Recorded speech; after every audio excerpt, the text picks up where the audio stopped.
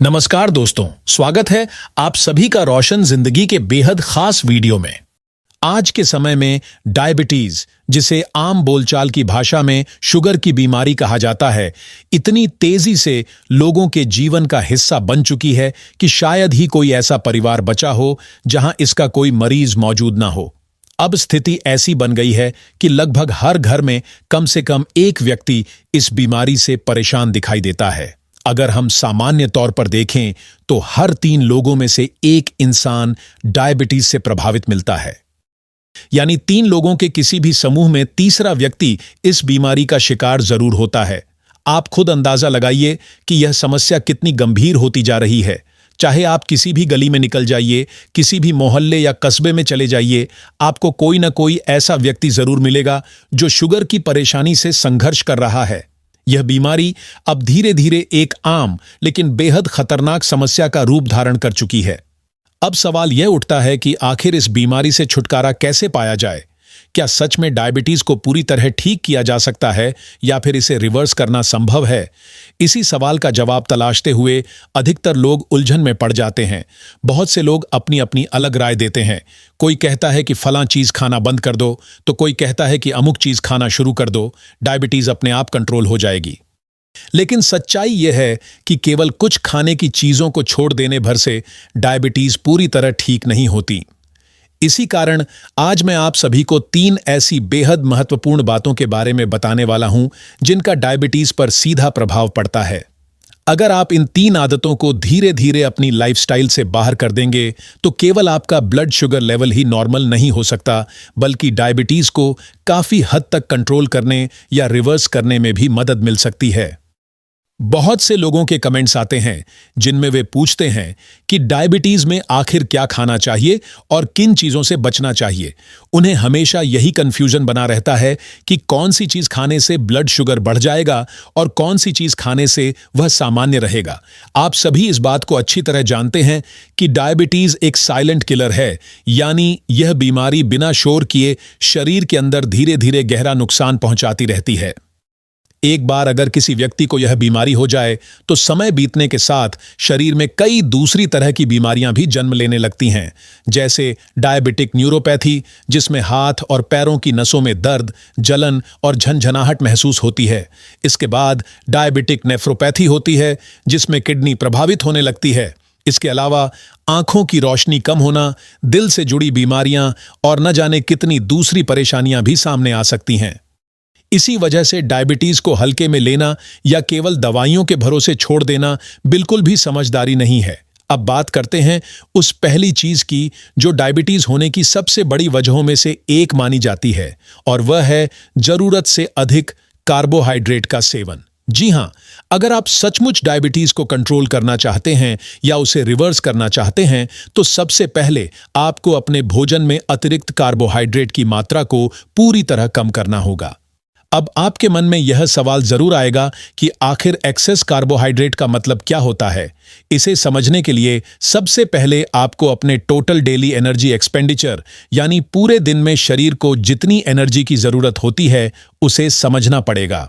उस कुल एनर्जी का केवल 26% हिस्सा ही कार्बोहाइड्रेट से आना चाहिए, यानी पूरे दिन में जितनी कैलोरी आप लेते हैं उसका सिर्फ 26% भाग कार्ब्स से होना चाहिए।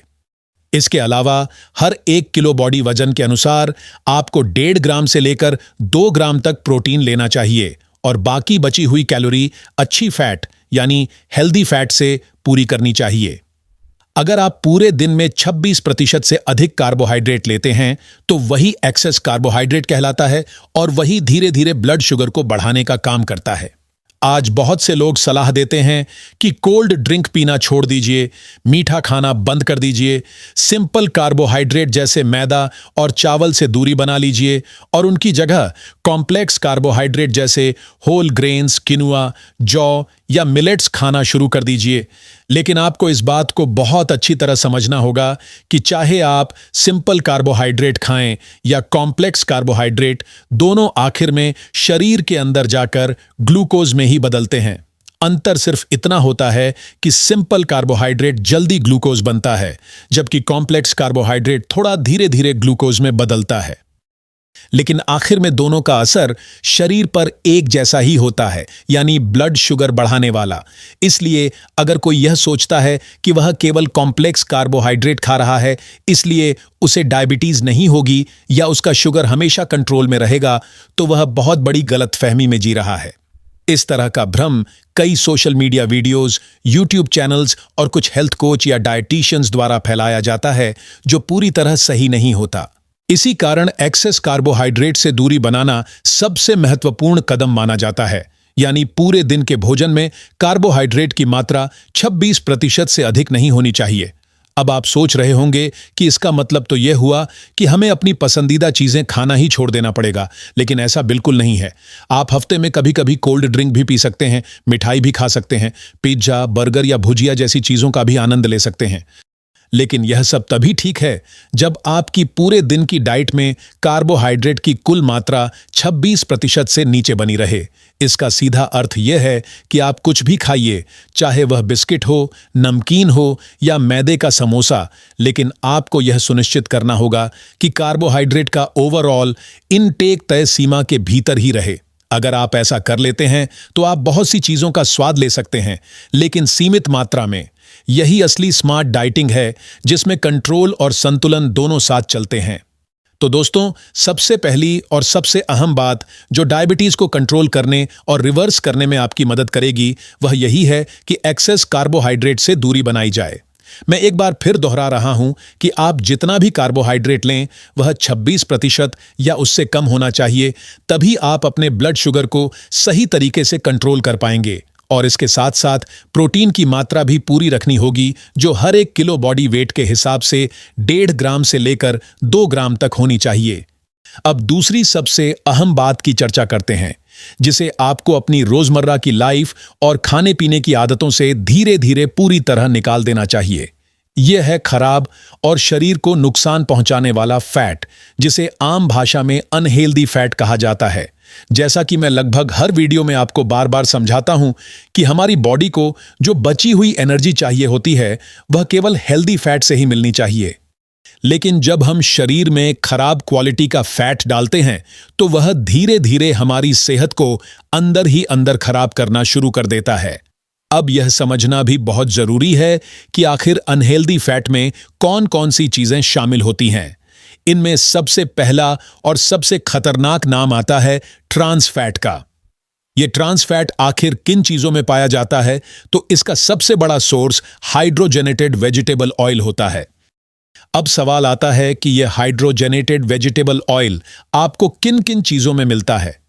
यह आपको रेडीमेड नमकीन, बाजार में मिलने वाले बिस्किट्स, पैकेट वाली भुजिया और अलग अलग तरह के प्रोसेस्ड स्नैक्स में आसानी से देखने को मिल जाता है। इन सभी चीजों में ऐसा ऑयल इस्तेमाल किया जाता है जो लंबे समय तक खराब नहीं होता, लेकिन यही ऑयल आपकी बॉडी के अंदर जाकर गहरा नुकसान पहुंचाता है।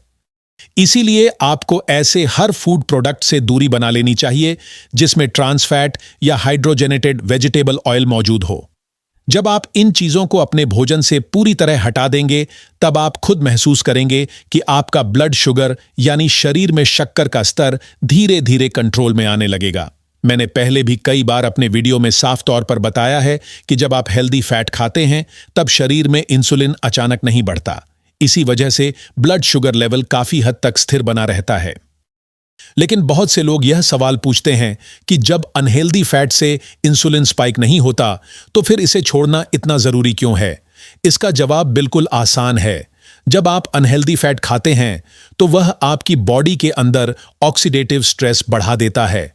इसी स्ट्रेस की वजह से शरीर में फ्री रेडिकल्स बनने लगते हैं, और यही फ्री रेडिकल्स अंदर ही अंदर सूजन पैदा करते हैं, जिसे मेडिकल टर्म्स में इन्फ्लेमेशन कहा जाता है। यही इन्फ्लेमेशन इंसुलिन को शरीर में सही तरीके से काम करने से रोकता है। इसी स्थिति को इंसुलिन रेजिस्टेंस कहा जाता है, और यही डायबिटीज की असली जड़ मानी जाती है। इतना ही नहीं, जब आप लगातार अनहेल्दी फैट खाते रहते हैं, तो शरीर में ट्राइग्लिसराइड्स और बैड कोलेस्ट्रॉल यानी खराब कोलेस्ट्रॉल का स्तर भी बढ़ने लगता है।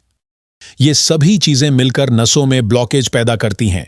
इसकी वजह से हार्ट तक ब्लड का फ्लो कम हो जाता है, शरीर में लगातार हल्की सूजन बनी रहती है और हार्ट अटैक यानी दिल का दौरा पड़ने का खतरा कई गुना बढ़ जाता है। एक और बहुत महत्वपूर्ण बात यह है कि अगर शरीर में लगातार इन्फ्लेमेशन बनी रहेगी तो इंसुलिन रेजिस्टेंस कभी खत्म नहीं होगा और डायबिटीज भी सही तरीके से कंट्रोल नहीं हो पाएगी।